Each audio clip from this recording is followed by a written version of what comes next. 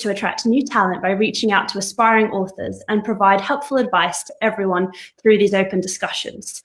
This first panel is called How to Get Published, and I'm very excited to be joined by two absolutely incredible editors, Charlotte Ledger, who's the editorial director for One More Chapter, and Ori Agbaji-Williams, who's the editor for the Borough Press. So first off, we'll run through a short presentation looking at the different ways to get published, and we'll then also discuss useful tips and advice for submissions and what these editors are looking for right now. But most importantly, we're here to answer any and all questions that you have on the publishing process, anything at all. So please do comment away with your questions as we go, and then we'll have a big Q&A session at the end of the presentation. So yeah, please also tag anyone that you think will be interested in this panel so we can reach and help just as many people as possible through this discussion. But now, without further ado, please help me in welcoming our guests of honor, Charlotte and Ori. Here we go. Hi. Hello. Hi, everyone. Hi. Hey, how are you both? Good. Yeah, very good, thank you. Made it through Monday. I know, just about. Yeah. Just about. Actually, today has flown by. I don't know if that's been the same for you. I swear I was having my breakfast like 5 minutes ago. It's been a quick day. Lots of people joining us. Hello to everyone out there. Thank you so much for joining us. Yeah, please tell us where you're joining us from, because we love to hear that. You know, like to see our international crowd. Charlotte and Ori, where are you joining us from today? As we always start off. From Hertfordshire, in my dining room. I am in Southeast London in my bedroom. Ooh, love it. You might be able to. Sorry if it's a mess. It's looking great. So yeah, we've got lots of people joining us. So, you know, we've got, as I said, we've got this great presentation coming up, which I'm very excited about. But as we were just discussing before, guys, weren't we? Thought we'd do some fun icebreakers to start off our presentation. So. Are you ready for that? And everyone out there, please, you know, as you're joining in, please join in on some of these icebreakers as well, because we want to get to know all of us together.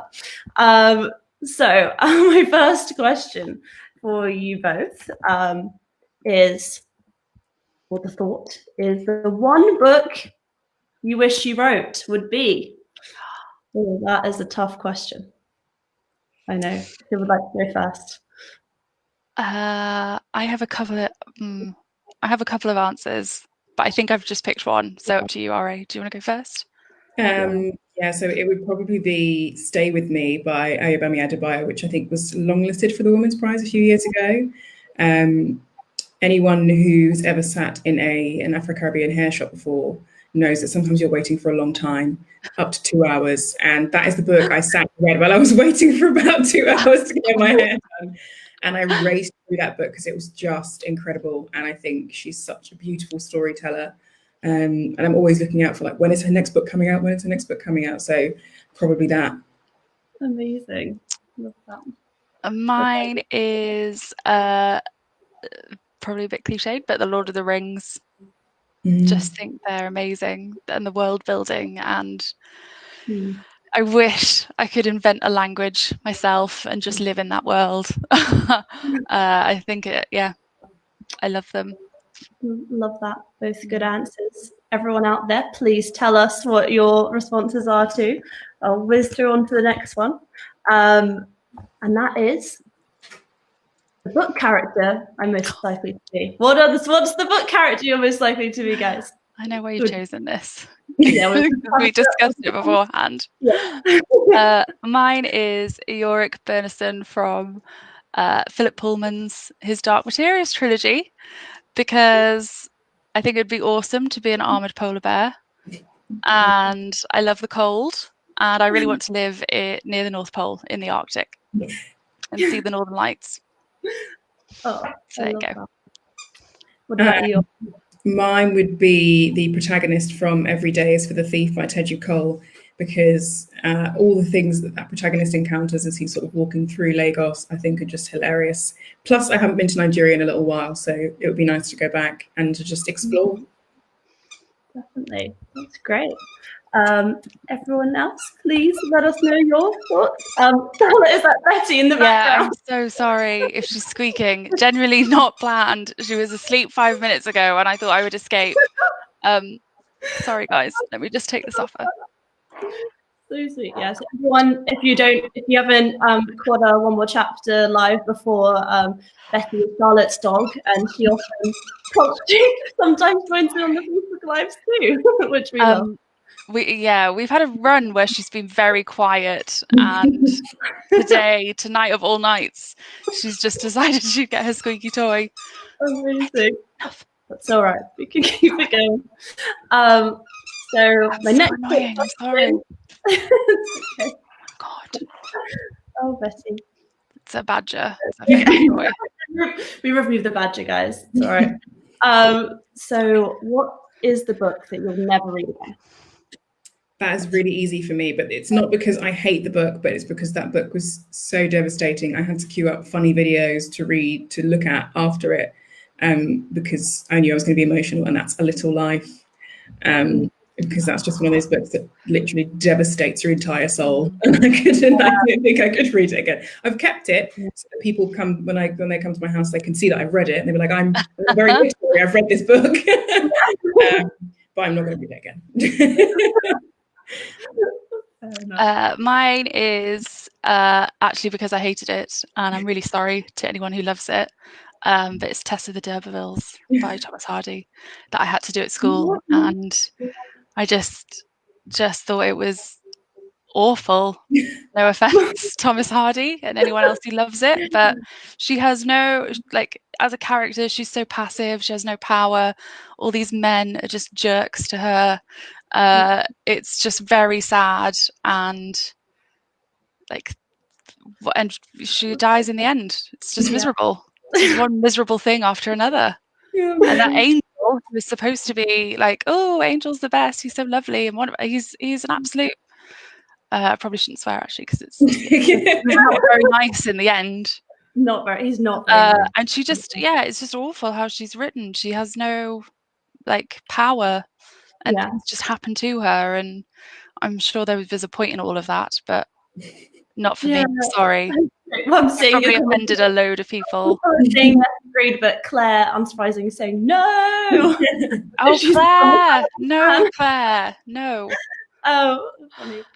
Okay, my quick last question then before we're going to get started, because we're getting a good solid amount of people here now, so I'm excited for our presentation. So my last question is, what is the book that makes you cry? I've never cried at a book before, and that's because I have no soul. But a book that really made me cry, like I did the heart clutch, like, oh my goodness, this is very emotional. Was Exit West by Mohsin Hamid, which is a really, really beautiful love story, and it's got a bit of magical realism in it, and it's just beautifully written. So that, and actually also, I don't know if it's cheating to say two books, but Open Water by Caleb Nelson, which is not out yet, but it's really, really beautiful. And if you haven't pre-ordered that, you definitely should, because it's another really beautiful love story. Clearly, love stories make me cry. The best ones do. Yeah, definitely. What about you, Sarah? Real tears, I think, would be Regeneration by Pat Barker, which is one of my favourite books. Very emotional. I did shed a tear there, and also I cried very publicly on a train when I read the end of Me Before You, because I just wasn't expecting it. I'd read all of Jojo Moyes' other books, and there was always in some way a happy ending, and I was convinced that this would be the same. And then, sorry if I've just spoiled it for everybody. There isn't a happy ending in that, and it did, but it really did. I cried a lot in that one.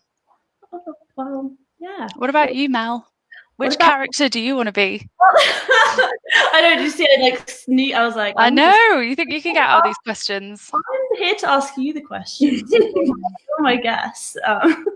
No, but the book, the big memory that I have of a book that made me cry was actually, weirdly, when I was about 13, I was so into The Book Thief that I like couldn't stop reading. I was reading it in a car on the way to France, like it was a summer holiday, and I was like, got like using the car light to like read the ending. I just have such a distinct memory of like crying in the back of the car on the highway in France. So The Book Thief. So that is a great read, I feel. We've got lots of comments here. Everyone's agreeing. I love it. So thank you so much for all your comments. And we've got lots of people here now. So I think we'll get started on our presentation too. But I think this was really nice. Now I feel like we've gotten to know both of you and your take a bit more, which is great. We're going to minimize this and bring in our presentation. I think it is. I think I am on the present. No, here we go. I have to remove this one, and then I shall bring in our presentation. No, that's I brought in the image again. It's the same one. Now we're on the presentation, which is great. So so everyone, thank you so much for joining us again. And this is as I mentioned at the beginning, this is our first presentation in our new series called Let's Talk Publishing, and it's a partnership between us, One More Chapter, and Elevate. So I'd just add, as this is the first one as well, if there's anything you think works really brilliantly, or if you're like, I didn't like that bit, just please give us lots of feedback, because really we want these sessions to be about you and what we can do to give you an behind the scenes look at publishing and any information that you need as writers and authors. Yeah, exactly. So first, I thought we'd just quickly run through, for everyone that doesn't know, who One More Chapter is and who Elevate are as well, and how our sort of partnership came to be. Charlotte, do you want to talk about One More Chapter? Of course. That's on our page. So anyone who doesn't know who we are. Yeah, just in case if you don't know who we are one of Harpercollins' newest divisions. We're quite a small division in terms of team size. There's 5 of us, although we also work with other teams in-house in Harpercollins as well, like the amazing production and sales teams. We are a digital first, I always hesitate using that phrase, but I'll get into that later. But we're a digital first imprint, which means that we focus on ebooks and we publish the ebooks first before any other format. Although, as I said, I'll chat about that a little bit later on. And we've published like USA Today bestsellers this year, like Jackie Kabler, who also amazingly got to #1 in the Audible chart last week. She's been in the Kindle charts for ages with her brilliant novel, The Perfect Couple. And we've also we've published people like Debbie Johnson and Sue Fortin and Carmel Harrington as well, who've all gone on to write in a more traditional way, which again we'll talk about in a bit. Exactly. And Ori, do you want to talk a bit about Elevate?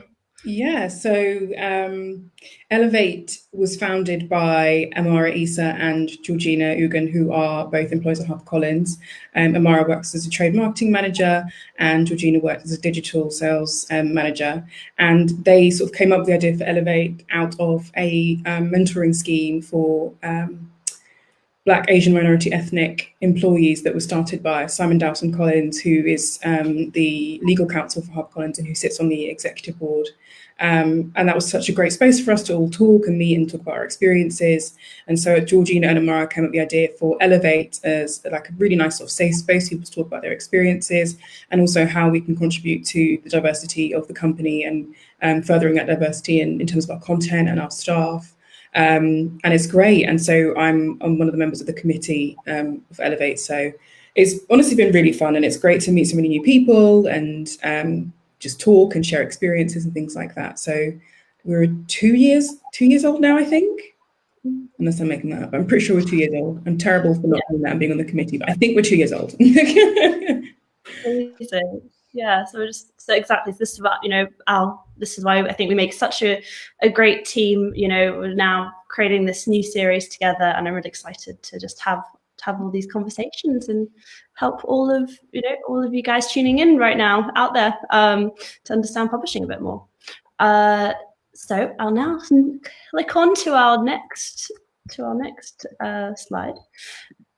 Which actually I realized, even though we did all the icebreakers, you guys haven't really introduced yourself entirely. Went straight in there with, tell us about your favorite characters. Deep, exactly, deep first. But on a editorial level, work level, can you tell our viewers a bit about who you are and what you do within the company? Ori, would you like to go first? Yeah. So I am an editor at the Borough Press, which is a commercial literary imprint within Harper Fiction, which is I think the biggest, I might get told off for this, the biggest fiction division in Harpercollins. And they have so many successes under our belts. We've got Bridget Collins, Lucy Foley, we've got Tracy Chevalier, and there are and obviously George R.R. Martin, J.R. Tolkien. There are just names and names and names, and Agatha Christie, all kinds. So Borough is sort of a boutique literary commercial imprint, and we have sort of a smaller list. It's like more sort of tightly curated, and it's a really fun, small team. And I really love working there because I get to work on both fiction and non-fiction, and it's been great. So I've been there for, I'm going to say 3 years now. It's been very exciting. And I'm just looking at the slide, and I can see it says I spearheaded the Borough Press Spain Open Submission Competition, which is really fun. It was really fun. So I'm excited to publish the winner of that in the next couple of years. And the first book I published was Lauren Ho's Last Tang Standing, which is one of the funniest and best novels I've ever read. It was perfect because it's sort of a mix between Crazy Rich Asians and Bridget Jones' Diary. And Lauren's humor is just so good, and I read it so fast. So if you haven't read that, you should definitely go and buy it. Definitely, very good. Charlotte, can you introduce yourself? Yes, I am Charlotte Ledger. I'm editorial director at One More Chapter, which I sort of just gave you a little badly kind of worded praising about. I've been in publishing, shockingly, I think, for 10 years now, and I came to Harpercollins in 2013 to launch a digital first list. Over the years, the digital first lists combined, and last year we relaunched as One More Chapter. So I've had most of my publishing experience is commercial fiction and digital publishing, but I have also worked for Harper Fiction as well and acquired books for them. But at the moment, I am focusing solely on One More Chapter, where I oversee and run the list and work with an amazing team, include Mel. And we publish brilliant books, and we've got Eudora Honeyset is Quite Well, Thank You by Annie Lyons there on the screen, which actually, if there is a book that's going to make you cry, it will be that one. The reviews for it are incredible. It's just a wonderful, wonderful, wonderful book. Annie's done a fantastic job on it. Very kind of trying to think what it would be like if you, I don't know, it's about, I don't know, it's just heartwarming. It's what all the best books should be. It's heartwarming, but it also makes you look at your own life, and it's so relatable, and the main character Eudora is just fabulous. Yeah, I think we put it in there just as a sort of a general example of sort of basically one of our most recent published books. But yeah, amazing. So now that we've gotten to know you both a bit more, we'll now go into our next section, which, gosh, this is a stressful screen, actually, really. But we're going to explain it to you all, so don't worry. But now we'll go into our section where we're going to talk a bit more about, the different options for getting published. And please do ask us questions on the screen as we go through this, and then we'll run through any questions, obviously, throughout this and at the end, especially. But Ori, could you please talk through this slightly crazy slide. What it means to all the aspiring authors out there. So back in the day is correct, but if you go like all the way back in the day to like Victorian times before there was electricity, the way that you would publish a book is you would probably write a short story, you would take it to a magazine or a literary someone, it would usually be a man, and you would show it to him and he'd decide if he liked it or not, and then he would publish it, usually in a magazine or something like that, or in a pamphlet of some sort. In more modern times, we would then have agents. So you would write a book, and if you knew about it, you would write a book, and you will inquire with different agents. You might look them up on Wikipedia and decide that there are people whose lists of authors you like and that you think you sit alongside, or whose taste in books you think is similar to yours, and you would inquire with them. You might have multiple meetings with different agents who might all want to sign you. You decide on an agent, you would sign up with their agency, and then they would work with you on your manuscript, and then they would send it out to a publisher, and that's how you would. There might be multiple publishers actually that they would send it to, and then there might be an auction, or you might have one that you decide you already want to go with, and then you would be signed up with that publisher, and they would publish your book. Nowadays, there are so many different ways that people can get published. You can find an agent, and you can do it the what we call the traditional way, or you can self-publish. But that's not to say you can't have an agent and also self-publish, because some people do both. So you can self-publish. Some people do that through Amazon. Some people find an agent and do it digitally as a digital first book. Some people self-published as a digital first book, which I really commend them for, because I think that having worked in digital before, figuring out how an ebook works and checking it is no easy feat. So really respect you if you do that. Or you can publish directly through Amazon. So you might not have an agent, you might publish directly through Amazon and just get sent straight there. Or you could also have an agent and still publish directly through Amazon. So I think Patricia Cornwell now publishes directly through Amazon. So there are so many different ways to get published. And also that's also to say that not all the time do people write and then go out and find an agent. Sometimes agents go out and find authors themselves. So for example, Sally Rooney, she was debating, I don't know if it was Trinity College, maybe it was, and her agent, Tracy Bohan at Wiley, she found her there and she's like, oh, you've got a book in you. And I really admire that agents can see someone and not necessarily writing a book, but they can just see someone or see someone's writing, or see them write an article, or see them talking somewhere and decide that person's got a book in them. Because thank goodness for that, we now have normal people and conversation experts. So there are so many different ways to get published, and not all the time do people go directly to agents. And also sometimes publishers go directly to authors. It's more rare, but sometimes publishers will say to someone, we think you've got a great platform, we think you've got a great idea, we would love to publish your book. So honestly, the ways that people can get published now are always changing, always evolving, which is really fun, because it means that it makes it more accessible for everyone, and not everyone who has traditional knowledge of publishing can get in. Yeah, absolutely. It's really exciting. But yeah, there's like so many, different options and so many different decisions. So it's like, how do we make a decision? Is my question. But luckily, to help us is Charlotte. Oh, great. And I hope. to run through this, and so what should an author kind of be thinking at this point? Like, oh, there are all these different options. How do they kind of make a decision? Well, I think Ori touched on this just a moment ago. For me, the most important thing you can do as a writer or an author, or whatever you're thinking about publishing, is do your research. And as we've just shown, there are so many different options now. I know it's really overwhelming, but it's an amazing opportunity. As we've said, it just makes everything more accessible, and you can really, we don't have to stick to that old way of doing things.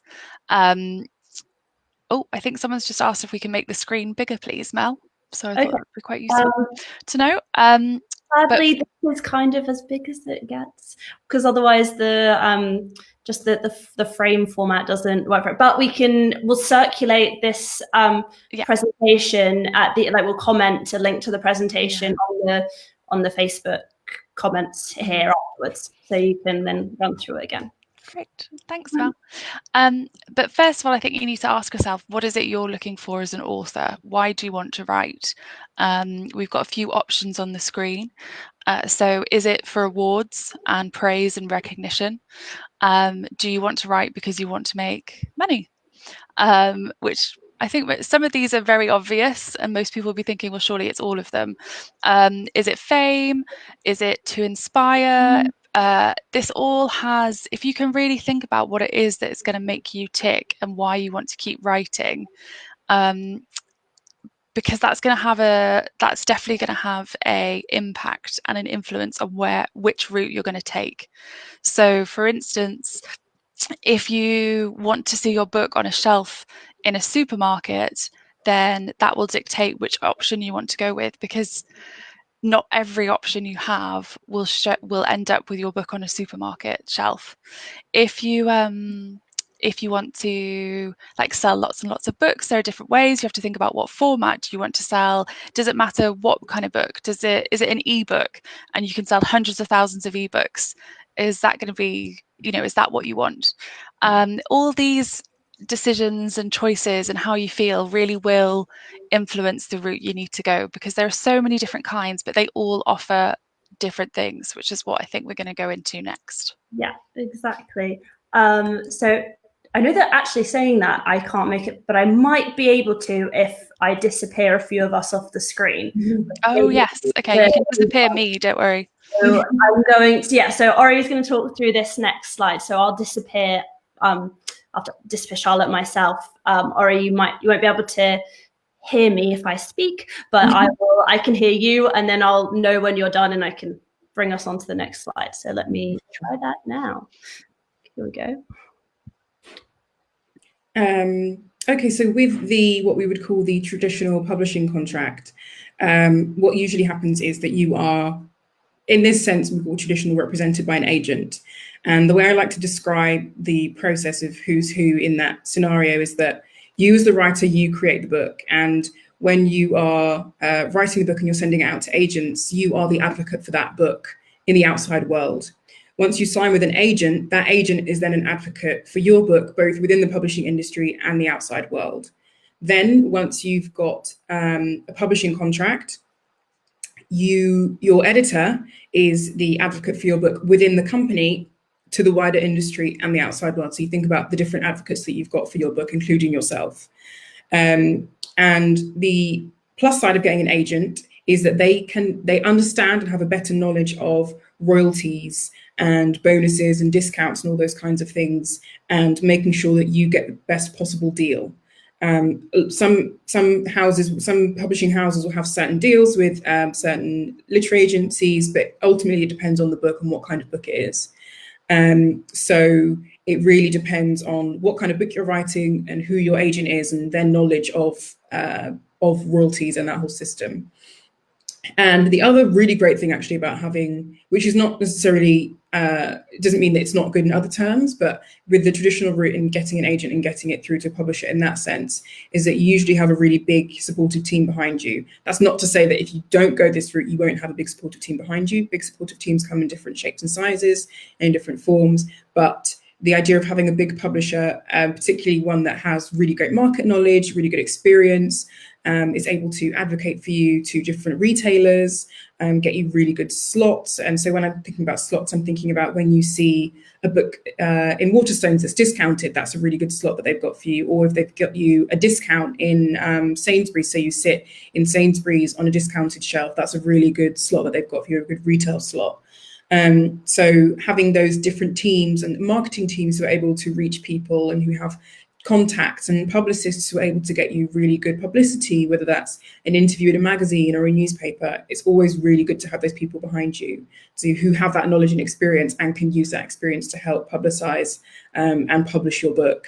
The other thing is obviously that you get royalty statements. So the way that a contract works is that you, for example, let's say you get a publishing contract, and my maths is terrible, so don't make fun of me if I get these bits wrong, but let's just say, for example, you get a publishing contract worth £4,000.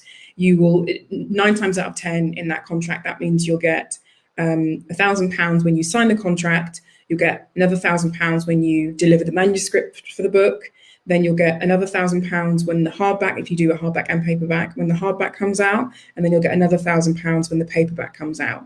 And let's say that your publisher buys World English rights, but they've only really got publishers in the UK and in Australia. They might then want to sell the rights to publish in America to an American publisher. When they sell those rights, they'll get money for those rights, and the money for that comes off of your contract. So when publishers put together the money to buy a book, they'll put together what's called a profit and loss sheet, so they can see how many copies they think they'll sell. So they'll put money towards creating the book, and they'll go towards the production of it, and all those kinds of things. And then they'll also put money as well as the advance that you get. And then they'll want to earn, what you'll want to do is earn out. So you want your earnings of the book to cover the cost of making the book itself. And then once you've covered the cost of making the book itself, that's when you start to earn royalties. So if your publisher were to sell French translation rights, if they bought world or language rights, for example, if they sold French translation rights or English rights to publish in America, all that money will come off your contract and go towards you earning out your contract. It's very complicated, but I hope understandable. So the good thing about doing it in the traditional way is that you can get a royalty statement every 6 months, or however often your publisher does royalty statements, and you can see whether you're earning out, and you can see when you might earn royalties and how much those royalties are, and your agent will share those with you if you request them, because they'll go usually directly to your agent. And I think the other really good thing about being published in a traditional way, so to speak, is that you also get the whole company behind you. Usually you'll have, when I published Last Time Standing, people were really excited about it because they love Crazy Rich Asians, they love Bridget Jones, and they thought it was such a good prospect. So I had people sharing it with their friends and sharing it with their family. And those are people who weren't necessarily working on the book, but who just loved the concept. And so to have a whole company behind you sharing your book and supporting it, both online with other people they know, means that you get your book out to so many different people in a way that other routes might not necessarily allow you to, or open your book up to the possibility of being shared that way so easily. I think I've covered everything there. Yeah, that's good.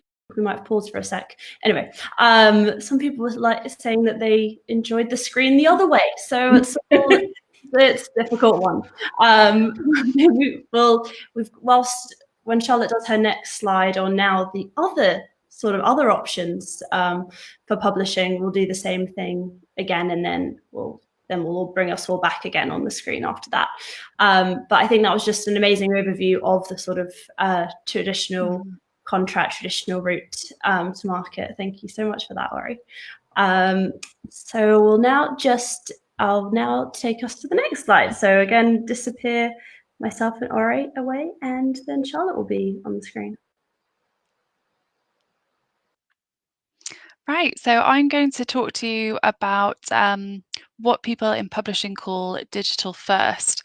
So this is I'd say a bit of a hybrid between self-publishing and the traditional publishing contract that Ori's just talked about. One More Chapter is a digital first division, and there are lots of other amazing publishers out there also doing the same thing. So how it differs from the traditional side of things, you don't have to have an agent to sign a digital first publishing contract. We do have open submissions, and if you don't have an agent, you just want to submit your book, you can absolutely do that. You can also have an agent, and they'll be able to advise you on the digital first contract. How else is it different? The biggest difference is the payment model. So on a traditional contract, you get an advance, which is a sum of money up front. And as Ori explained, that gets divided up between signing. You'll get payment for signing the contract. You'll then get a payment for delivering the book. And then you'll get another payment for it could be publishing, like on publication date, or if the manuscript's accepted. You then also get royalties along with that advance. So once your book has earned out the advance, so the company has made back the money it has given to you first up, you then earn royalties on your book. With digital first, you don't get an advance. There's no money upfront, which again, this is why it's so important for you as authors to really think about what you want. In some ways, that's a bigger risk for people. It's obviously if you don't have any money upfront, like to begin with, that's not really a viable full-time job. And I know how much of a struggle it is to be a writer or an author and earning money. And some people need that security of an advance. Without the advance, though, on a digital first contract, you get the ebook royalty. So the contract's split into different royalties. So you get a paperback royalty, a royalty on the hardback. So however many hardback copies are sold, you'll then get a percentage of what's sold. And the same for ebooks, audio, different rights. It gets broken down. And in fact, I think perhaps we should even have a session on contracts, because it is quite a complicated.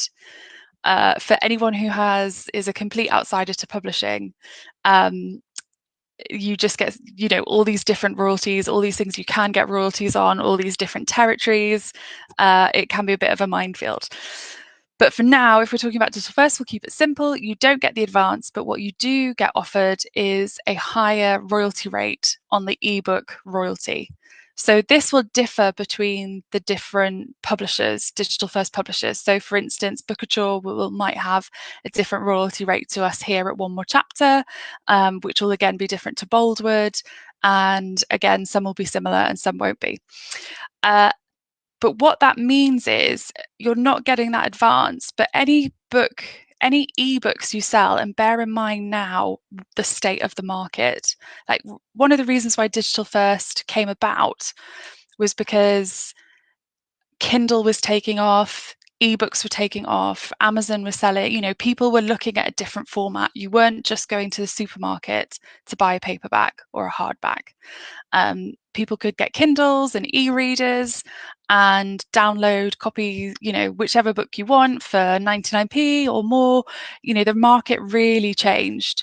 So we now tend to see it has leveled off, but we see that where digital first came from is because we were seeing higher sales and more opportunities in the ebook market.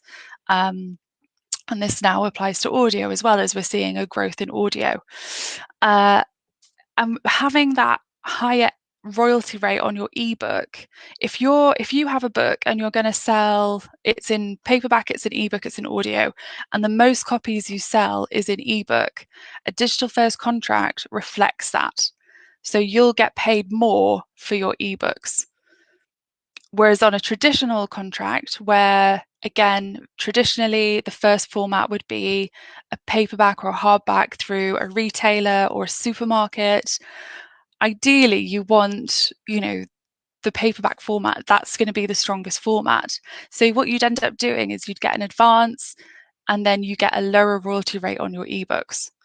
I'm not sure if I'm not explaining this very clearly, please tell me, because it is, this is why we're here, to kind of bust all the myths of publishing. What else is different? So that's the biggest difference. There's no advance, but there's a higher escalator on your ebook royalty. So you're going to get paid more for the ebooks you sell. It's quicker and more reactive. So in some ways, this is very true, because if we're focusing on ebook as a format, it's a much easier format to create.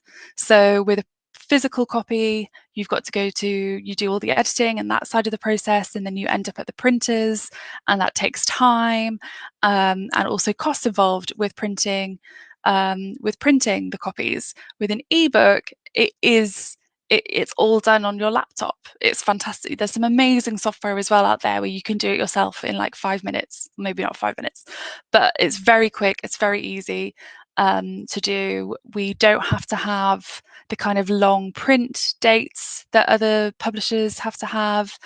So if we see something working in the market, if we see a book that we think, oh my God, people would love to read this right now, it isn't that we have to wait a year to then publish it because of all the steps we need to take to make a physical copy. We can publish it really speedily in a month even. Some people can publish it in 2 weeks. So it can be quicker and more reactive. The other thing is, if you don't have an advance up front, if the company isn't paying more, isn't paying up front, I should say, there isn't necessarily as much risk involved with what you're buying. So what we found, again, another reason for digital first becoming a thing, is what we found was that it was harder and harder to break new writers into the traditional retail channels. It was just getting it was just getting tougher as book sales were declining overall. Although not declining anymore, thank goodness. But as kind of it was just, you know, on the traditional list, you'd maybe buy 1 to 2 debuts a year, and that would be it. But what we can do with Digital First is find these new writers and find people like you. And if we're not reliant so much on the physical market, then there are so many opportunities and things we can do with your ebook. The other most important thing that, if anyone knows me, will hear I go on about this all the time. Digital first does not mean digital only. So I have a slight issue with the term digital first, because I think people can immediately just think, oh, that's just digital. And there can be, I'm going to be totally honest, from my experiences, there can be a bit of snobbery in the publishing industry around digital publishing and digital books, and that not being as good as the traditional process and books that are traditionally published. I really, from all my experiences of both sides, that is not the case. It's simply that these are two different models, and it is about what suits you, the author, and what is going to be compatible with what you want. As I talked about, awards, money, seeing your book on the shelf, inspiring people. If you want to make, you know, there are self-published authors that have made a huge success, that now have their main income is their writing. It's fantastic. They can actually be authors full time. It's incredible, through their digital publishing. And with digital first imprints, yes, there is a focus on the ebook first, because that is like there's this whole community of readers through the Kindle and e-reader platforms. And we can tap into those readers, and we can, you know, get books out quickly to them, and we can try different things, and, you know, they're there and ready and willing. And there's, just think about the shelf space on, if you're thinking about Amazon, there is no shelf. There are so many options, you know, so many books on there. And you know, we focus on that first because that's where we expect the majority of sales to come from. But, and I can say this about one more chapter, the other imprints you'll have to do your research on, we do also have paperback copies, and there are paperback opportunities, and our books do get into supermarkets as well. And we have published our books in Canada, and we've even had a we've had a number 2 bestseller in the Canadian print market with trade paperback, which is the slightly, you know, the bigger airport format. We've had success in the US through printing books there. We've just had a number 1 on Audible because we also have audiobooks. So I really want to stress that digital first does not mean digital only. And also that point where digital first, self-publishing, whichever option we look at, there is not one that is better than the other. They are different models. And it's really what I really want to urge prospective writers, not prospective writers, encourage writers and authors, really think about what you want. There are so many options, and do your research about which model is going to be best for you and your book. You may want the security of an advance, in which case the traditional contract is the way to go. You may want, you know, a monthly, one thing a lot of digital imprints do is have monthly royalties. So you get paid monthly. Because it's ebooks, it's a bit easier to do that than say, well, this is getting into the whole contract thing again, which is, I said, it's a minefield. A lot of the time, if you have physicals, you send books out to the retailers, you then get returns. So if they don't sell the books, they come back. So the money goes out, but then when books are returned, that money comes back off, and that all gets on the print side of things. That's all kind of balanced out by having 6 monthly royalty statements. With digital, it's not so much of an issue. We don't have physical stock, so you get monthly statements, and some authors are finding that they have basically like a monthly salary from their royalties coming in, which could benefit them. You might be writing in a genre that is perhaps a little bit different, a little bit niche, that isn't quite, supermarkets these days and retailers these days. There is a limit to as I've said, there is a limit to the shelf size, and readers you kind of find that you kind of go for safer bets. You have to be absolutely sure on that book and that it's going to sell loads. So if you're writing in a genre that's a little bit different, a bit niche, then again, you could find your home with a digital imprint, because you can reach, or there are different avenues to reach readers. It's not just everything is based on what is on the shelf. And then finally, rights. So this is something, before I came into publishing, I didn't realize this. I thought if a book was published by one, say Penguin or Harpercollins, then that book was published all over the world by Penguin or Harpercollins. They had the same publisher, but that's not the case. So the rights are actually split up. So we have something called UK and Commonwealth. So as a publisher, you can buy UK and Commonwealth rights, and that is to sell a book in UK and Commonwealth territories. There's World English Language Rights, which is North America and obviously English language, wherever English is spoken. And then world or language rights. So that is everything, and that includes translation rights. So some people prefer to, normally, if you have an agent, they will have the contacts with foreign publishers and US publishers or publishers in different markets, and they can sell your book in those territories. But if you're an author, you don't have an agent, if we as a publisher can then acquire world or language rights. So we then act as your agent on behalf of you and your book through, I know I'm biased, but we have an amazing rights team at HarperCollins. They are fantastic. And what they do is they go to the book fairs and they sell the rights for our books. So they go speak to all the foreign publishers, Italian, German, Japanese, and they pitch their books to them, and we can then do deals on your behalf. So part of the money will come to us, and part of the money will also go to you to have your book published in those territories. And that's another difference to digital first. I think I've covered everything. Yeah, that's amazing. I'm going to bring us all back in again now. The more we do this, actually, the more I realise there's just so much to talk about. Talk about with everything. Because there are just I think that at the end of the day, like, to be totally upfront, there are like pros and cons to every model. Yeah. And as I keep saying, it really is about what's going to benefit you and what you're wanting out of your career.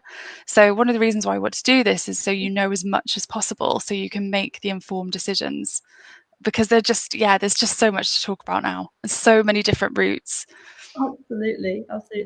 Ori, is there anything else that you wanted to add from what Charlotte was saying? Well, yeah, I was just going to say, absolutely. It's, you have to choose completely what is right for you and what you think is best for your career, and that goes back to what Charlotte was talking about earlier, as to what it is that you want out of a writing career. Do you want to do it as more of a hobby? Do you want to do it to inspire people? Do you want to do it as a way to make money? And I think that actually both the traditional and the what we call digital first or more digital centered routes of publishing are both conducive to that. And I think doing your research about and going to more talks like this and learning about the market and exactly kind of books that you want to publish and what you want to publish has done well, and seeing how it sits amongst other similar titles is a really good way of trying to understand which route might be best for you. That's such a good point. Kind of thinking about what it is you're writing, and is there anything else out there that is in a similar genre area? Which authors are writing in that same area? Where are they published? I really can't stress enough how important research is. And I think us being on the inside, I just remember when I first started in publishing, well, even that was different because I started at Mills and Boon, which again is a very different model. Mm. And then when I came to HarperCollins, even just finding out that like the same publisher doesn't publish the book all over the world. I mean, they can do, but they don't always. I was like, what? Of course, like Penguin will publish Me Before You in every single territory. Like, how are these split out? I don't get it. And actually, I think sometimes as publishers, what we need to remember is how we felt when we first started. And that can be how a lot of authors, if you're not inside the industry, that must be how you feel as well. Yeah, absolutely. I think that's a really, really good